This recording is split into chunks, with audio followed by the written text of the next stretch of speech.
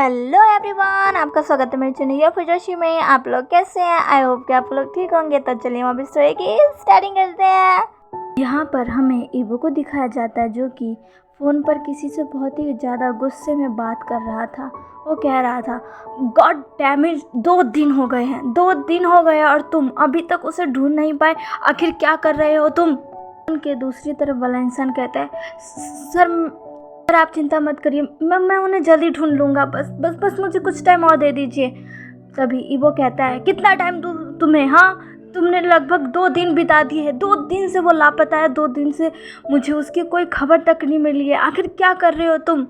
Phone वाला इंसान evo से कहता है, सर आप चिंता मत करिए, मैं जल्द से जल्द उनका पता लगा लूँगा। बस आप मुझे एक मौका और दे दीजिए, प्लीज़ सर, प्लीज़ आप बस एक मौका दे दीजिए, मैं उन्हें ढूंढ कर निकालूंगा। सर, वो कहता है, ठीक है, मैं तुम्हें एक मौका और दे रहा हूँ, जल्द से जल्द उसे ढूंढ कर निकालो, वरना तुम्हारी नौकरी तुम्हारे हाथ से चली जाएगी, समझे तुम? और ऐसा कहकर ईवो फ़ोन काट देता है। फ़ोन काटने के बाद ईवो अपना सर पकड़कर बैठ जाता है। ईवो बहुत ही ज़्यादा परेशान था। ईवो जब मारिया के पास से लौटा था तब ईवो को पता चला था कि जान गायब है। जान के गायब होने की खबर सुनकर ईवो पैनिक करने लगता है। उसे जान की बहुत चिंता होने लगती है कि आखिर जान कहाँ गया। वो जान के सारे दोस्तों से भी कांटेक्ट करता है, वो सबसे पूछता है कि वो कहाँ पर है, पर किसी के पास भी कोई भी जवाब नहीं था। ईसंग से भी ईवो को बस ये पता चला था कि वो लोग कैफ़े में मिले थे और उसके बाद वो दोनों अलग हो गए थे। और उसके बाद उसको कुछ भी नहीं पता है कि विंग कहाँ गया। वो अपने घर के लिए निकला था लेकिन विंग अपने घर नहीं पहुँचा। ईवो बहुत ही ज़्यादा परेशान था क्योंकि जान को गायब हुए 2 दिन हो चुके थे। उसने जान को ढूंढने के लिए अपने डिटेक्टिव को भी लगा रखा था, पर अभी तक जान का कोई भी पता नहीं चला था। ईवो अब फ्रस्ट्रेशन में कहता है, जान आखिर तुम कहाँ हो? जान कहाँ हो तुम?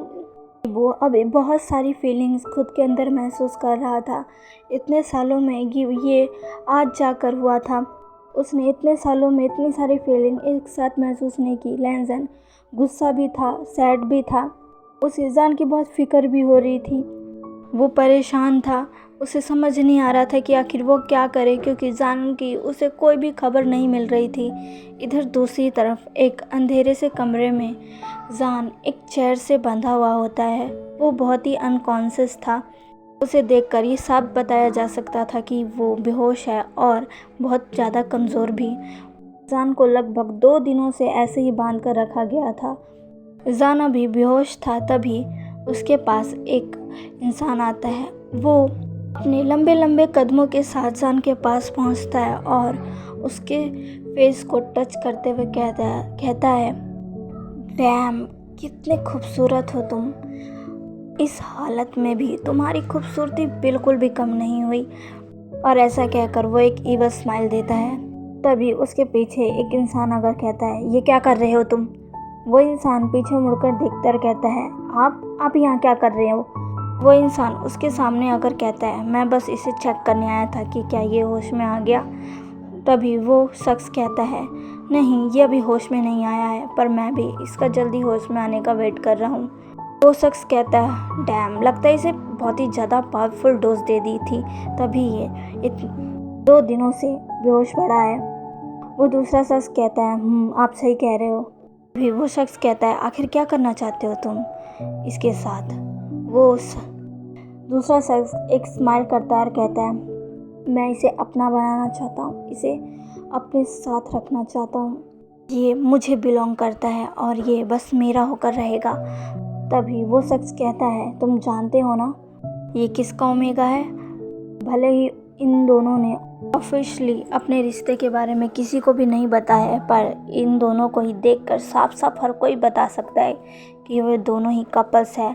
तुम ये जानते हुए भी ऐसा कैसे कह सकते हो? तुम उस शख्स को जानते हो ना, तुम जानते हो ना ईवो को, वो कितना ज़्यादा डेंजरस है। अगर उसे पता चला तो तुम बचोगे नहीं।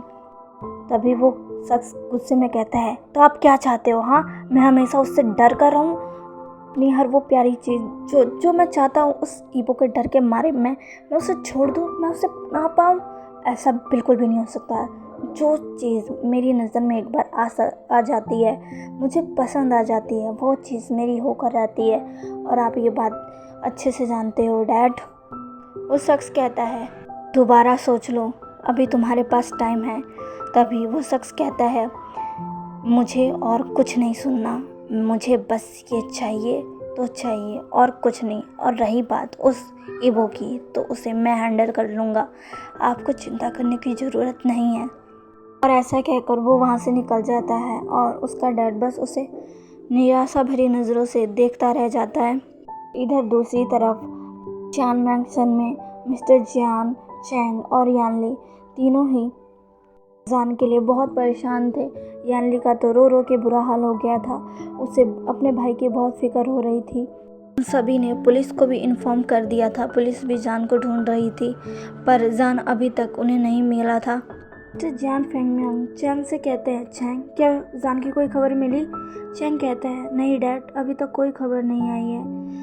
मिस्टर जियान फेंगमियांग कहते हैं, पता नहीं वो कहाँ होगा, कैसा होगा। चैंग अपने डैड से कहता है, डैड आप चिंता मत करिए, वो जल्दी मिल जाएगा, हम कोशिश कर रहे हैं ना, पुलिस भी जान को ढूंढ रही है, आप फिक्र मत करिए, वो जल्दी मिल जाएगा। मिस्टर जियान कहते हैं, उम्मीद यही है बेटा। इधर दूसरी तरफ विंग बेहोश था, तभी अब धीरे धीरे उसकी आइज़ ओपन होने लगती है। जब वो अपनी आंखें खोलता है तो वो देखता है वो एक डार्क रूम में, जहाँ चारों तरफ अंधेरा है और उसके आसपास कुछ लोग ब्लैक क्लॉथ में हैं जो कि उसके चारों तरफ खड़े हैं। जान उन सबको देख रहा था, उसे समझ नहीं आ रहा था कि आखिर वो कहाँ है और ये कौन है। जान को अब याद आता है कि वो अपने घर जा रहा था और फिर किसी ने उसको क्लोरोफॉर्म सुंघाकर बेहोश कर दिया। जान अब चिल्लाने लगता है, वो कहता है, हे कौन हो तुम, छोड़ो मुझे, ये तुमने मुझे बांध कर क्यों रखा है, छोड़ो मुझे, जाने दो, कौन हो तुम, क्या चाहते हो? उनमें से एक गार्ड कहता है, चुप रहो, अगर तुमने एक और शब्द कहा तो इसका अंजाम बहुत बुरा होगा। और वो ऐसा कहकर जान के ऊपर बंदूक तान देता है। तभी एक दूसरा गार्ड उसको रोकते हुए कहता है, हे ये तुम क्या कर रहे हो, तुम जानते हो ना अगर इसे कुछ भी हुआ तो फिर हमें मास्टर छोड़ेंगे नहीं, वो हमें जान से मार डालेंगे, तुम क्या मरना चाहते हो? उस गार्ड की ये बात सुनकर वो गार्ड जल्दी से जान के ऊपर से अपनी गन हटा लेता है। वो गार्ड कहता है, इसको छोड़ो और तुम जल्दी से जाकर बॉस को इन्फॉर्म करो कि इसे होश आ गया है। वो गार्ड हाँ में अपना सिर हिलाकर वहाँ से चला जाता है। विंग चिल्लाकर कहता है, कौन हो तुम, मुझसे क्या चाहते हो और मुझे ऐसे पकड़ कर क्यों रखा है, आखिर तुम कुछ कहते क्यों नहीं? वो गार्ड कहता है, चुप रहो, तुम्हें जो कुछ भी पूछना है हमारे बॉस जब आ जाएंगे तो उनसे पूछ लेना, समझे तुम? ऐसा कहकर वो गार्ड अपनी जगह पर जाकर खड़ा हो जाता है और जान वहीं स्टंड बैठा रह जाता है और उसके उस सॉ कोल्ड बॉस के आने का वेट करने लगता है। इधर दूसरी तरफ उस शख्स को जैसे ही ये खबर मिलती है कि जान अपने होश में आ चुका है, तो वो बिना किसी देरी के जान के पास चला आता है। वो जान के पास जल्द से जल्द पहुंचना चाहता था, उसे देखना चाहता था। वो अब अपने लंबे लंबे कदमों के साथ उस रूम में पहुंच जाता है जहाँ पर जान बंधा हुआ था। वो अब उस रूम के डोर को ओपन करता है और अंदर चला जाता है। रूम के डोर ओपन होने के साउंड से जान अब डोर की तरफ देखने लग जाता है, जहाँ से एक शख्स ब्लैक क्लॉथ में जान के पास ही आ रहा था। उसने अपने फेस पर एक मास्क पहना हुआ था। वो जान के पास आकर खड़ा हो जाता और कहता है, तो तुम्हें होश आ गया जान? जान को उसकी वॉइस कुछ जानी पहचानी लग रही थी। जान कहता है, कौन हो तुम और मुझे यहाँ क्यों लेकर आए हो? शख्स हंसता है और कहता है, स्वीट हार्ट, तुम्हें कितनी ज़्यादा जल्दी है ना मुझे जानने की। चलो कोई बात नहीं, मैं तुम्हारी ये इच्छा भी पूरी कर देता हूँ। और ऐसा कहते ही वो शख्स अपने फेस पर लगा वो मास्क उतार देता है। उसके मास्क उतरते ही जान शॉक हो जाता है। शॉक में उसकी आइज़ बड़ी बड़ी हो जाती है और वो कहता है, वेन चाओ, तुम हो, तुम यहाँ कैसे? वेन चाओ एक स्माइल करता और कहता है, क्यों स्वीट हार्ट, शॉक हो गए ना मुझे यहाँ देखकर? तो बताओ मुझे यहाँ देखकर तुम्हें कैसा लग रहा है? विंग अपनी वॉइस में कहता है, बहुत गंदा। जान का ऐसा जवाब सुनकर वेंचा को गुस्सा आता है, पर वो अपने गुस्से को कंट्रोल कर लेता है। जान की तरफ झुककर उसके चिन को अपने हाथों से पकड़ लेता है और कहता है, स्वीट हार्ट, मुझे गुस्सा मत दिलाओ। अगर मुझे एक बार गुस्सा आ गया तो तुम सोच भी नहीं सकते इसका अंजाम क्या होगा। जान अब वैन चाओ के आंखों में आंखें डालकर कहता है, आखिर तुम मुझे यहाँ क्यों लेकर आए हो? चाओ कहता है, क्योंकि मैं तुम्हें अपना बना सकूं। और ऐसा कहकर वो एक स्माइल करता है। जान उसकी तरफ डिस्गस्टिंग लुक देता है और कहता है, ऐसा कभी भी नहीं होगा। वैन चाओ अब जान के चिन को और भी ज़्यादा टाइटली ग्रैब करते हुए कहता है, ऐसा होगा जान, और तुम देखना, तुम मेरे हो जाओगे, वो भी जल्दी। जान कहता है, लगता है इवो के हाथों उस दिन की मार तुम भूल गए हो, तुम्हें अब डबल डोज चाहिए है ना? वैन चाओ अब जान के चिन को छोड़ देता और कहता है, इवो इवो इवो इवो, तुम उसे हमारे बीच में लाना कब बंद करोगे जान? उसे भूल जाओ जान, तुम्हारे लायक नहीं है। जान उसकी तरफ देखकर कहता है, मेरे लायक कौन नहीं है और कौन है, ये अब तुम मुझे बताओगे।